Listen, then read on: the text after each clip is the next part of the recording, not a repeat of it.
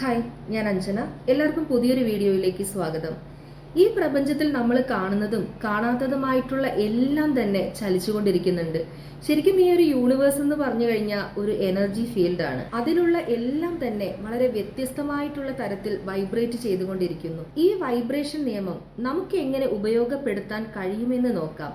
ഒരു മനുഷ്യന്റെ താഴ്ന്ന രീതിയിലുള്ള ഫ്രീക്വൻസി ഉയർത്താൻ വേണ്ടിയിട്ടാണ് നമ്മൾ വൈബ്രേഷൻ നിയമം ഉപയോഗിക്കുന്നത്. ഒരു പ്രത്യേക രീതിയിൽ വൈബ്രേറ്റ് ചെയ്തുകൊണ്ടിരിക്കുന്ന ഒരു വസ്തു അല്ലെങ്കിൽ ഒരു കാര്യം നമുക്ക് ലഭിക്കണമെങ്കിൽ അതേ രീതിയിലുള്ള വൈബ്രേഷൻ നമ്മളിൽ നിന്നും പുറത്തേക്ക് വിടാൻ നമുക്ക് സാധിക്കണം. നേരത്തെ പറഞ്ഞതുപോലെ വസ്തുക്കൾക്ക് മാത്രമല്ല, ചിന്തകൾ, വികാരങ്ങൾ, ഇവയ്ക്കെല്ലാം തന്നെ വൈബ്രേഷൻ ഫ്രീക്വൻസി ഉണ്ട്. ചില ആളുകളുടെ നിരന്തരമായിട്ടുള്ള നെഗറ്റീവ് ചിന്തകളാൽ അവരുടെ വൈബ്രേഷൻ എന്ന് പറയുന്നത് വളരെ താഴ്ന്ന ഫ്രീക്വൻസിയിലായിരിക്കും. എന്നാൽ ബോധപൂർവമുള്ള ശ്രമത്തിലൂടെ നമുക്കത് തീർച്ചയായിട്ടും ഉയർത്താൻ സാധിക്കും. ഇപ്പൊ നമുക്ക് നമ്മുടെ ചുറ്റുപാടും തന്നെ ശ്രദ്ധിച്ചു കഴിഞ്ഞാൽ മനസ്സിലാകും, ഒരു താഴ്ന്ന വൈബ്രേഷനിൽ നിൽക്കുന്ന ഒരാൾക്ക് അങ്ങനെയുള്ള ആളുകളുമായിട്ടായിരിക്കും കൂടുതലായിട്ടും കൂട്ടുകെട്ടുണ്ടാവുക. കാരണം ഉയർന്ന തലത്തിൽ നിൽക്കുന്ന ആളുകളുമായിട്ട് ബന്ധം സ്ഥാപിക്കാൻ അവരെ സംബന്ധിച്ച് വളരെ ബുദ്ധിമുട്ടായിരിക്കും. ഇങ്ങനെ താഴ്ന്ന തലത്തിലുള്ള വൈബ്രേഷനിൽ നിൽക്കുന്ന ആളുകളുടെ പ്രത്യേകതയാണ് ഭയം, നിരാശ, അസൂയ, ഇങ്ങനെയുള്ള വികാരങ്ങളെല്ലാം. കാരണം ഇങ്ങനെയുള്ള ആളുകളുടെ ചിന്ത എന്ന് പറയുന്നത് ഭൗതിക ലോകത്തെ മാത്രം ഫോക്കസ് ചെയ്തിട്ടുള്ളതായിരിക്കും.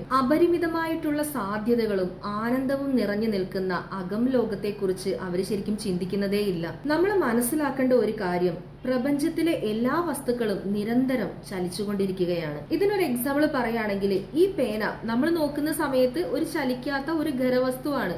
പക്ഷെ നമ്മൾ ഇതിനെ ഒരു മൈക്രോസ്കോപ്പ് വെച്ചിട്ട് സൂക്ഷ്മമായിട്ട് നോക്കുന്ന സമയത്ത് നമുക്ക് മനസ്സിലാകും ഇതും ചലിച്ചുകൊണ്ടിരിക്കുന്നതാണെന്ന്. കാരണം ഏതൊരു വസ്തുവും നിർമ്മിക്കപ്പെട്ടിരിക്കുന്നത് തന്മാത്രകൾ കൊണ്ടും ആറ്റങ്ങൾ കൊണ്ടും ആണെന്ന് നമ്മളൊക്കെ പഠിച്ചിട്ടുണ്ട്. ഈ തന്മാത്രകളിലേക്കും ആറ്റങ്ങളിലേക്കും വീണ്ടും നമ്മൾ ഫോക്കസ് ചെയ്യുമ്പോൾ നമുക്ക് ഇലക്ട്രോണും ന്യൂട്രോണും പ്രോട്ടോണും ഒക്കെ കാണാൻ പറ്റും.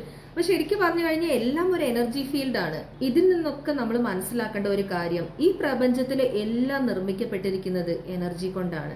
നമ്മൾ എല്ലാവരും തന്നെ വ്യത്യസ്തമായിട്ടുള്ള വൈബിലുള്ള ആൾക്കാരുണ്ട്. ചിലപ്പോൾ നമ്മൾ പറയാറില്ലേ, അവരോടുള്ള വൈബ് എനിക്ക് അത്രയും ഓക്കെ ആവുന്നില്ല.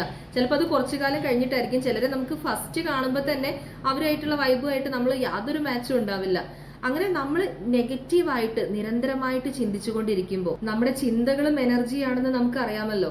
അതുകൊണ്ട് തന്നെ നമ്മൾ ഇങ്ങനെ നെഗറ്റീവായിട്ട് കാര്യങ്ങൾ കൂടുതൽ ചിന്തിക്കുമ്പോൾ ആ വൈബിലുള്ള നെഗറ്റീവായിട്ടുള്ള കാര്യങ്ങളാണ് നമ്മുടെ ജീവിതത്തിലേക്ക് അട്രാക്ട് ചെയ്യപ്പെടുന്നത്. നമ്മൾ നമ്മുടെ വൈബ്രേഷനെ വളരെ ഉയർന്ന തലത്തിൽ എത്തിക്കാൻ നിരന്തരമായിട്ട് തന്നെ പരിശ്രമിക്കണം. അതിന് എന്ത് ചെയ്യണം എന്ന് ചോദിച്ചു കഴിഞ്ഞാൽ അതിന് ബേസിക് ആയിട്ടുള്ള കാര്യങ്ങളാണ് നമ്മുടെ മനസ്സിൽ നല്ല ചിന്തകൾ, അതായത് കാരുണ്യത്തിന്റെയും സ്നേഹത്തിന്റെയും കൃതജ്ഞതയുടെയും ചിന്തകൾ കൂടുതലായിട്ട് ഉണ്ടാക്കുക എന്നുള്ളതാണ്. വളരെ നിസ്സാരമായിട്ടുള്ള പ്രാക്ടീസിലൂടെ തന്നെ നമ്മുടെ വൈബ്രേഷനെ നമുക്ക് ആഗ്രഹിച്ച രീതിയിൽ ഉയർത്താനും അതേപോലെ നമ്മൾ ആഗ്രഹിക്കുന്ന കാര്യങ്ങളൊക്കെ നേടിയെടുക്കാനും നമുക്ക് സാധിക്കും. Thank you so much watching my video.